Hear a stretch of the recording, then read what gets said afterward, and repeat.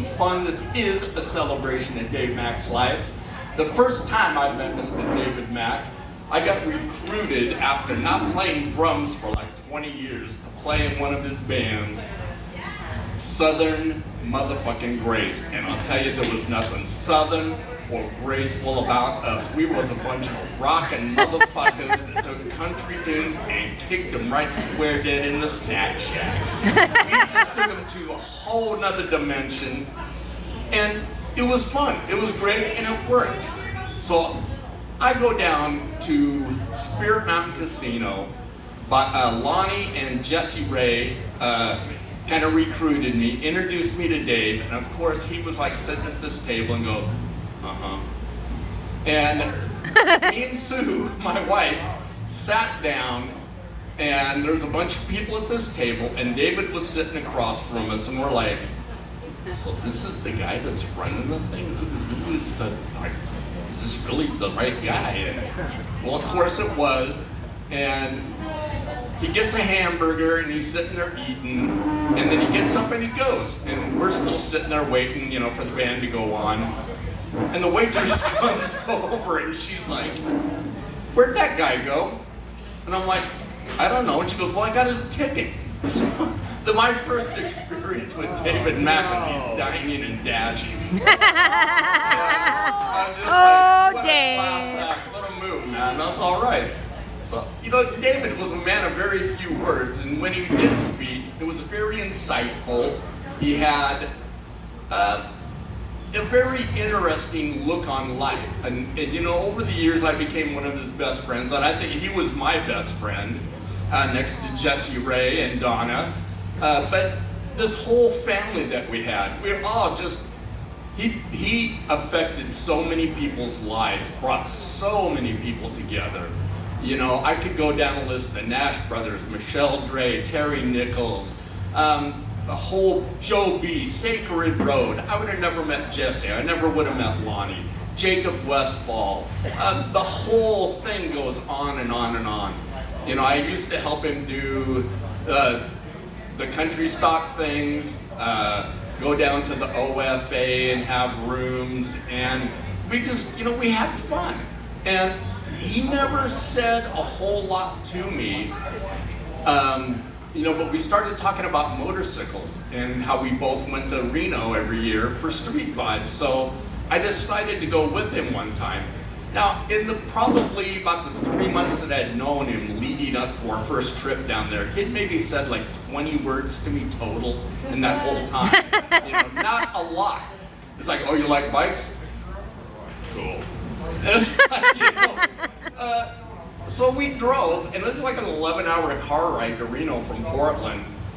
And we get to about La Pine, and he's maybe said like 3 words. And so I'm just kind of kicking back in my seat, and like, maybe I might take a nap while this is going on past the time a little bit. And we get to La Pine, and he starts talking. And he's talking, and he's talking. And he talked for like 8 hours straight. And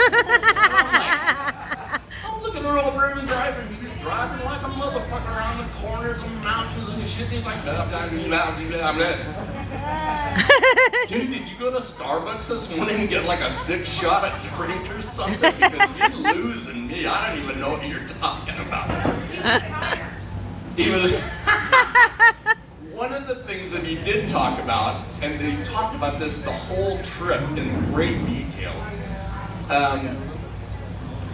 he put on a car show years before down in Sparks. It was a custom car show and music and stuff, and they'd hired this guy, some of you might know, is Chubby Checker, the king of the twist and all that, the peppermint twist. Well, Chubby Checker was scheduled to play at this thing. And Dave's telling me this whole story. It was like at Harrah's in Sparks. We get down there, and he goes, I got to show you where this thing was at. And I'm like, okay. So we go to Sparks. We go to the backside, and he's showing me the loading dock. And he goes, yeah, we were trying to get our cars in, but there's this big-ass bus that pulled up and was blocking the entrance. So he comes out there, and he's like beating on the door of this bus, and he's just like banging and banging and banging. Slowly, the door finally opens up and this guy comes out and he goes, "What in the fuck do you want?" And Dave Mack's like, "I want you to move your goddamn bus. We're trying to put on a car show in here. You're blocking the entrance." So this guy comes out of the bus and it's Chubby motherfucking Checker. I mean, Chubby Checker, world famous. He comes out and he gets in Dave Mack's face and Dave Mack is in his face and they start chest bumping each other. Chubby Checker bumps Dave Mack. Boom, boom. And Dave Mack stands there and is like, "Oh no."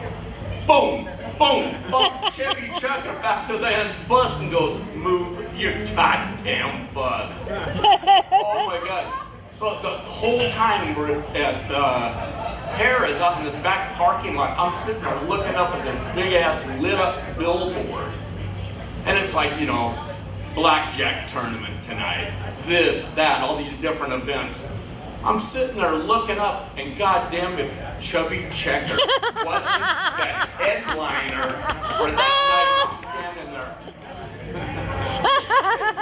I tap Dave on the shoulder, he had his back to it, and I go, "Look at that fucking sign up there."